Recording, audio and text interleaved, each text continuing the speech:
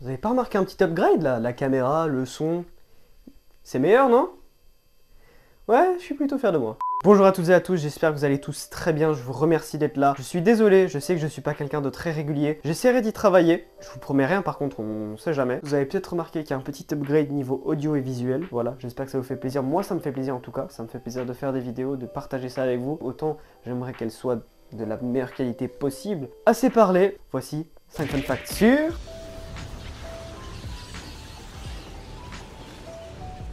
S'il y a bien une chose dont j'allais vous parler, c'est évidemment la transformation remarquable de Christian Bale entre la fin du tournage de The Machinist en 2004 et le début de celui de Batman Begins en 2005. Le premier essai de Christian Bale pour Batman Begins était 1 mois et demi après la fin du tournage de The Machinist. Regardez dans quel état il était le frérot. Il pesait 54 kilos et il avait 6 mois pour reprendre du poids, donc il s'est empiffré. À vrai dire, il avait tellement repris du poids qu'il n'avait même pas la taille que Christopher Nolan voulait. Donc il a dû en reperdre. Le gars, il est passé de 54 kilos à 100 kilos pour redescendre à 86. Christian Bale sera toujours l'un des acteurs qui m'épatera le plus, et pas seulement par son jeu d'acteur, mais aussi par son engagement physique. Ok, il y a plein d'acteurs qui décident de devenir énormes et secs pour leur rôle, mais le dévouement de Bale dans ses films, c'est juste remarquable. Mais matez-moi ces transformations! Même Joaquin Phoenix trouve que Christian Bale est un homme remarquable. Je vous passe l'extrait. Christian, you commit to your roles in ways that I can only dream of. I just, you never turn in a bad performance. It's infuriating. I wish you would. One time, just suck once. It'd be great, okay? La première fois que Christian Bale a mis un costume de Batman, c'était celui de Val Kilmer. I'm Batman. Et il a avoué qu'il se sentait comme un idiot dedans. En fait, il n'arrivait pas à se faire à l'idée que quelqu'un soit déguisé en chauve-souris comme si de rien n'était. Donc pour reprendre les mots de Christian Bale, je me dois de devenir une bête pour me convaincre. Il a donc insisté qu'il ne pouvait pas interpréter son rôle avec une voix normale comme ses prédécesseurs. Joker, où sont-ils? Dis-le-moi. C'est nul, on n'y croit pas. Killing is making a choice. Where are they? Choose between one life or the other. Your friend, the district attorney, or his blushing bride to be. Mais ce n'est pas la seule chose que Christian Bale a changé pour l'aider à son interprétation du Chevalier Noir. L'acteur est convaincu que Bruce Wayne souffre d'un trouble de la personnalité multiple, sans pour autant que ça l'empêche de fonctionner dans une société normale. Mais c'est dans ce mindset que Christian Bale a pu interpréter Batman et Bruce Wayne.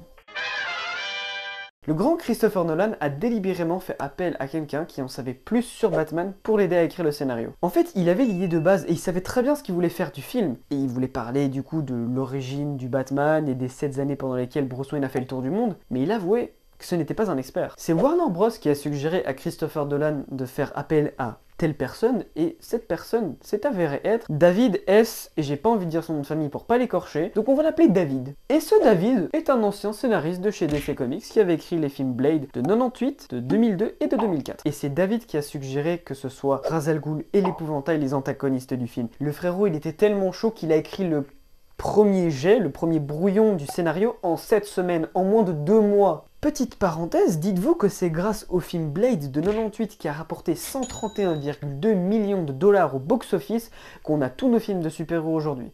Donc on dit merci qui? Non. Non, je vous vois là, non. On dit merci David et merci Blade. Voilà, bande de cochons. Bref, pour revenir à Nolan et David, il faut savoir qu'ils travaillaient sur le scénario dans le repère secret de Christopher Nolan qui n'est rien d'autre que son garage.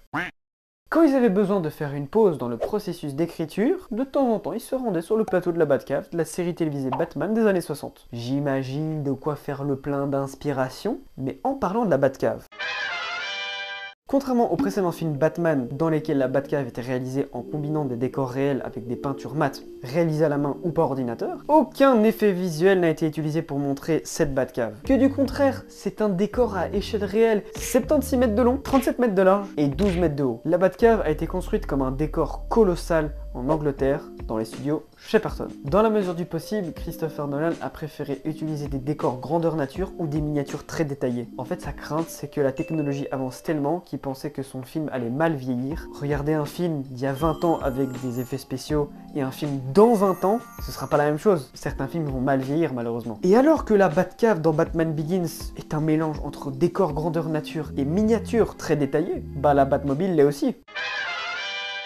Christopher Nolan voulait que la Batmobile soit une vraie voiture. Si elle devait être construite, c'était pour fonctionner. C'est pour cela que toutes les cascades concernant la Batmobile dans le film sont sans aucune sorte de CGI. Tout ce que vous voyez est réel. D'ailleurs, je l'appelle Batmobile, mais de toute la trilogie, elle n'est pas appelée comme ça, mais elle est plutôt appelée Tumbler. Bref, ce fameux Tumbler était la première chose qui a été construite de tout le film. Même avant le costume du Batman, même avant ses gadgets ou même encore la Batcave. Ne serait-ce que le prototype du Tumbler a pris plus d'1 an avant d'être construit. Et la conception du Tumbler a commencé avec ce modèle Play-Doh construit par Christopher Nolan lui-même. Faut aussi savoir que ça coûtait 150 000 $ pour faire construire ne serait-ce qu'une Tumbler. Pour toute la trilogie, il y en a eu 7. 2 étaient des voitures de pilote qui étaient capables de dépasser les 160 km/h. Ce qui est dingue! C'est un film! C'est pas une marque Peugeot, Renault, BM. Non, ils ont fait ça pour un film.